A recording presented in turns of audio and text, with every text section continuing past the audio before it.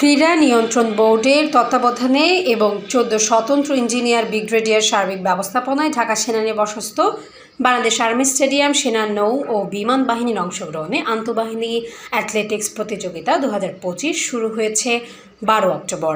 এবারের প্রতিযোগিতায় 3টি দলের মোট 156 জন প্রতিযোগী 22টি ইভেন্টে স্বর্ণ, রৌপ্য ও তাম্র পদকের জন্য প্রতিদ্বন্দ্বিতা করছেন।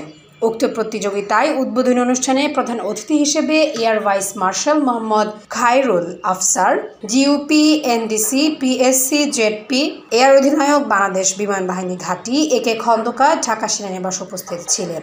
শুভ উদ্বোধন ঘোষণা করছি। এই প্রতিযোগিতার মূল উদ্দেশ্য 3 বাহিনীর মধ্যে পারস্পরিক সৌহার্দ্য, সহযোগিতা ও ক্রীড়া মনোভাব বৃদ্ধি করা এবং জাতীয় পর্যায়ে অ্যাথলেটিক্স প্রতিযোগীদের অংশগ্রহণ ও দক্ষতা বৃদ্ধিতে অবদান রাখা। উদ্বোধনী অনুষ্ঠানে অন্যান্যদের মধ্যে সেনা ক্রীড়া নিয়ন্ত্রণ বোর্ডের চেয়ারম্যান, 14 স্বতন্ত্র ইঞ্জিনিয়ার ব্রিগেডিয়ার কমান্ডার, 3 বাহিনীর ঊর্ধ্বতন কর্মকর্তাগণ, বিভিন্ন ক্রীড়াবিদ ও গণমাধ্যমের প্রতিনিধিগণ উপস্থিত ছিলেন।